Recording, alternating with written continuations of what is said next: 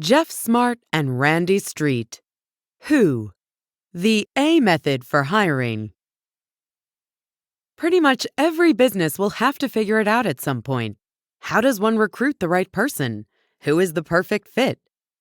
It might seem like a simple undertaking, but consider this. Half the recruiting companies end up hiring individuals who aren't the right fit or don't have the right skill sets. And the cost of those missteps is staggering. So what can be done? In these blinks, we'll take a look at how you should think about hiring. We'll look at the thinking that needs to be done before beginning the hiring process itself, and equip you with a battery of questions that can be used in interviews. In the end, you'll be more than ready to find the right who for your business. Blink number 1. Hiring mistakes can be catastrophic, and many people lack the skills to make the right decisions. Hiring can be a nightmare, but why all the fuss about getting the right person on the first try? If a new hire doesn't work out, you can always just replace her, right? Well, here's the truth. If you think hiring is a matter of trial and error, you're probably pretty new to the grueling initiation rite that is onboarding a new employee. Furthermore, hiring errors can cost companies a fortune, and they happen far more often than they should. Studies done by the authors have found that a typical hiring mistake will cost a company around 15 times the employee's monthly salary. Some of these costs stem from poor decisions made by the employee, the rest from the work necessary to fire and replace him. To put this in perspective, imagine you hire a manager who earns $100,000 a month. If your decision turns out to be a bad one, you'll have cost the company up to $1.5 million. Clearly, hiring the wrong person is an expensive mistake, yet it happens all the time. According to management guru Peter Drucker, most managers make at least 50% of their mistakes during hiring decisions. This makes sense, though. Business people often lack the skills they need to make sound hiring choices, so they end up relying not on personal expertise, but gut instinct. This approach can be likened to that of an amateur art critic whose repertoire of responses to a work of art is limited to "I like it" and "I don't like it." The problem is that art can be easily forged and first impressions are often weak guides. Like the rash and uninformed critic, people who hire based on instinct can be fooled by charismatic candidates with little true ability. Or in other instances, managers act like prosecutors, trying to trick candidates into slipping up. As you'll learn, doing this will only put a prospective hire on the defensive, preventing you from finding out whether he has the right skills for the job. Luckily, there's a better approach, and in the next blinks, you'll learn all about it. Blink number 2. To have your hiring needs met, you first need to define them. Would you consider hiring an unlicensed contractor to remodel your kitchen? Probably not. After all, there's no way to know whether she has the skills necessary to complete the job. By the same token, you shouldn't hire people without knowing precisely what qualifications they need to succeed. To do that, you must define your hiring needs. Recruiters often forget to define exactly what it is they're looking for, a lapse that can derail the entire hiring process. Indeed, it's crucial to know exactly what you want right from the get-go. One of the authors recently worked for a major financial services firm that needed to hire a VP of strategy and planning. The author started the process by asking the management team what the new VP's role would be. His question sparked a heated discussion. One manager argued they needed someone who could craft a master plan for their budget, while another said they needed someone with a vision for new strategies and products. It was immediately clear that the team didn't agree about what they were looking for, which is precisely what you want to avoid. After all, if you're not sure who you want to hire, you'll end up with a generalist rather than someone with specialized skills. In fact, hiring an all-round candidate is one of the most common mistakes in hiring. People tend to be impressed by the generalized abilities of such people, forgetting, meanwhile, to ask about essential and specific skills. Just imagine you have a backlog in your business operations. You need someone who can tighten up your operations and prune the old work. In interviews, you speak with a capable, innovative, and charismatic business developer. Even though she'd be a stellar candidate in a different context, she's not right for the job at hand. Why? Well, while she might generate more business for the company, this is exactly what you don't want. More business will increase your backlog, thereby creating greater operational delays and increased customer complaints. Blink number 3.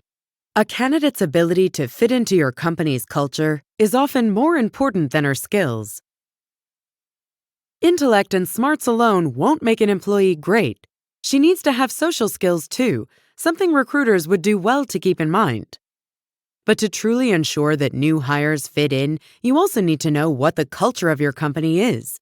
In fact, 1/3 of the CEOs that the authors interviewed while preparing this book admitted that they'd made massive hiring mistakes by writing off the importance of a cultural fit. To avoid making this mistake yourself, define your company culture from day one. Bring your leadership team together and ask them how they would describe the environment of the company. No need to get too fancy. Quick, off-the-cuff definitions will do the trick.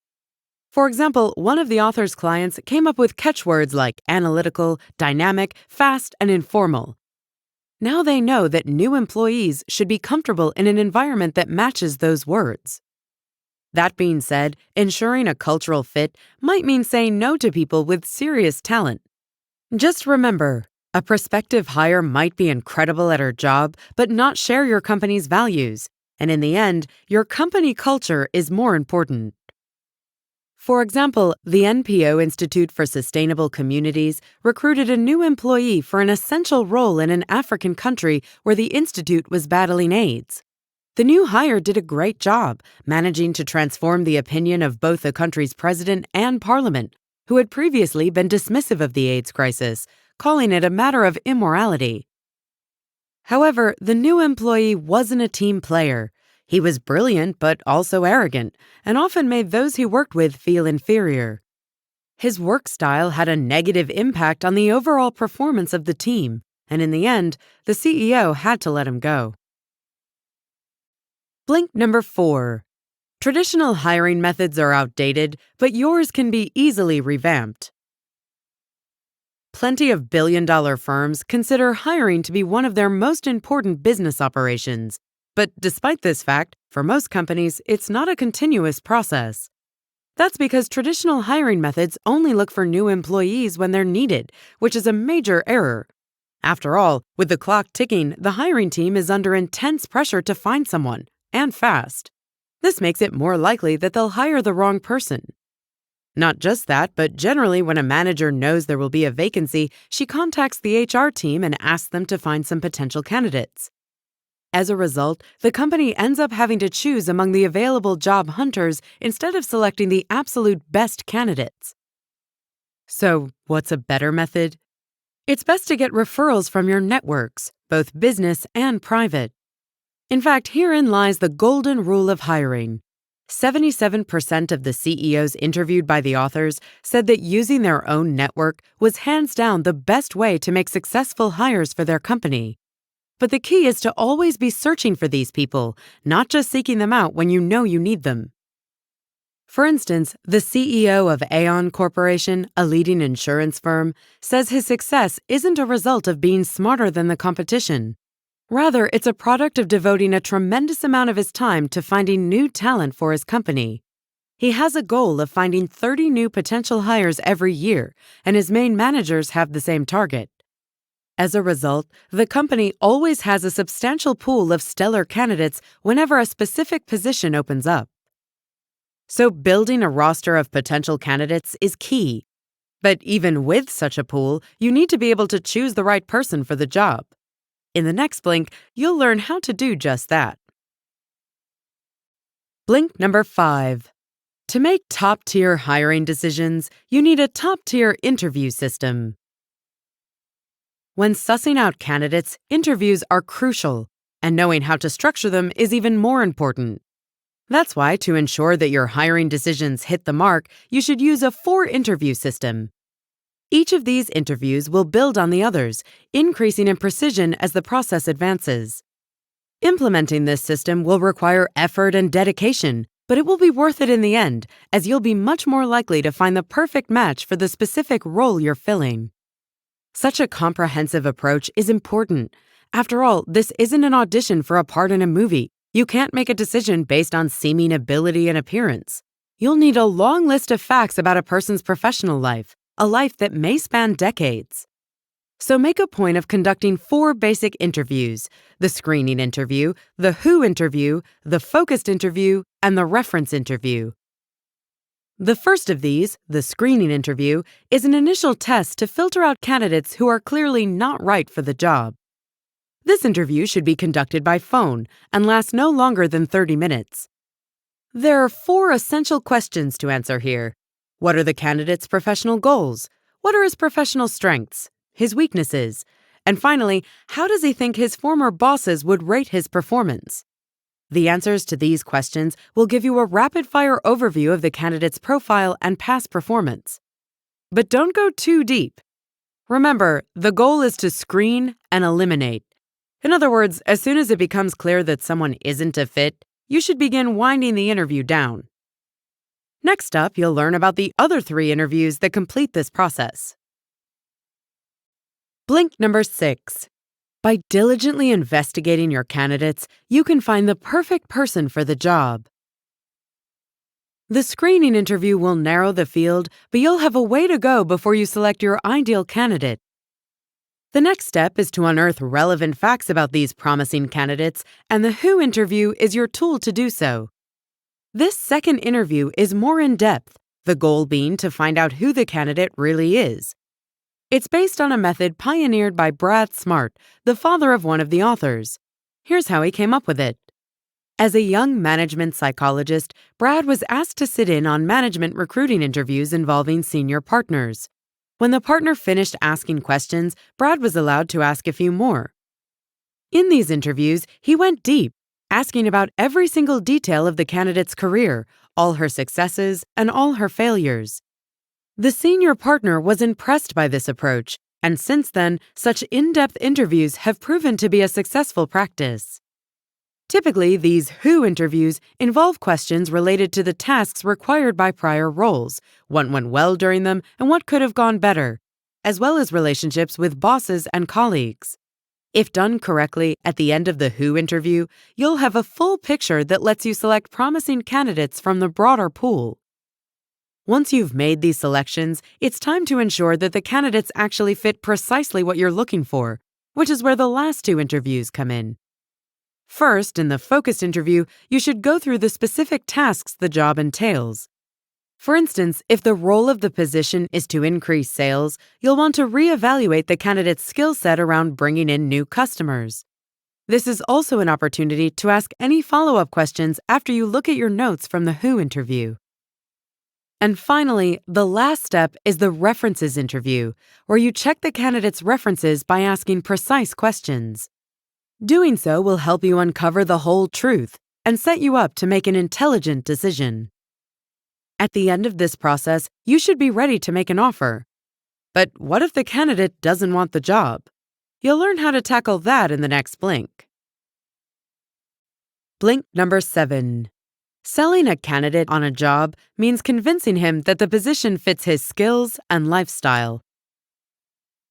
Imagine how frustrating it would be to conduct 4 interviews with a perfect candidate only for him to walk out the door. It would be a huge letdown, but you can make sure it doesn't happen by selling the candidate on the job. That means convincing him that the job fits both his skills and personality.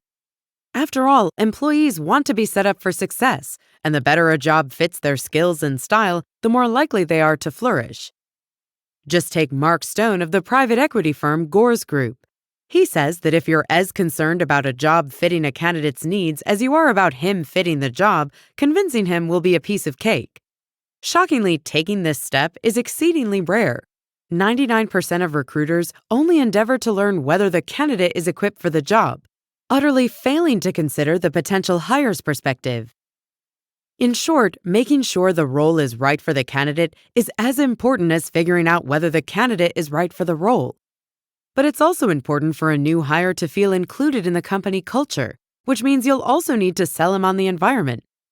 To do so, tell him about the company, its vision, and its goals. Discuss the way people behave in the company. Is it inclusive and familial or competitive and fast-paced? Make sure the candidate understands that you chose him because he fits in. Make him feel welcome. And finally, selling a job also means making sure it fits with the candidate's family life.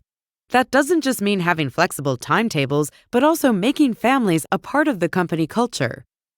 For example, Gabriel Echevarria owns a ceramics company in Colombia, and he puts a tremendous emphasis on meeting the families of every new employee.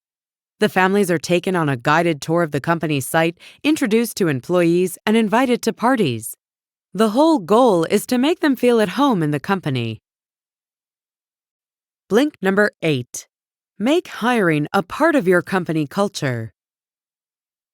Management experts and CEOs agree that bringing on talented employees is the single most important facet of building a successful company. But to make hiring all-star candidates a part of your company culture, you'll have to lay out a clear process. First, you need to make clear to your management team that people are your top priority. This is essential. Indeed, successful managers interviewed by the authors said that they spend up to 60% of their time thinking about their current and future employees. From there, your job is to improve hiring methods. To get your team on board with this, you need to do more than just mention hiring at meetings. Rather, you need to have discussions about the idea, convincing your managers why hiring is important. During these discussions, you can bring in materials on the subject and circulate them throughout your firm. You might even hold workshops to train your team to network and keep an eye out for talent. That being said, be sure your hiring techniques remain within the law. Getting creative during the hiring process is great, but there are a few legal restrictions you need to respect. For instance, you need to stick with relevant criteria when evaluating candidates, whether positively or negatively. If you reject somebody, do it because of the facts, not your personal feelings. Beyond that, you must have some type of standardized hiring procedure so that all candidates receive equal treatment. Be sure that there are no disparities in regards to demographics. Finally, you should be aware that it's illegal to ask a candidate certain questions. For example, you can't ask a prospective hire if she's married, whether she intends to have kids, what her sexual orientation is, or when and where she was born. With these few precautionary facts in mind, you're ready to build a talent pool for your company to source from. Get started today, and you can put your firm on the path to the incredible success that only comes from having the best people on board. Thanks for listening to our blinks to Who by Jeff Smart and Randy Street. The book's main takeaway is that hiring is often treated as a last-minute necessity, an approach that brings poor results. To make sure that your company has the talent it needs to succeed, you should instead make hiring a top priority. Treat this process as a constant effort and never stop building your pool of potential hires. One piece of additional advice: be persistent and offer concessions. Hiring is hard work, and you don't want it all to be for nothing. So once you find the right person for a job, you shouldn't take his first no as a definitive answer. Instead, find out what he needs in order to say yes, and compromise if you have to. Don't risk losing out on top talent because you didn't do everything you could. Got feedback? Just drop an email to remember@blinkist.com.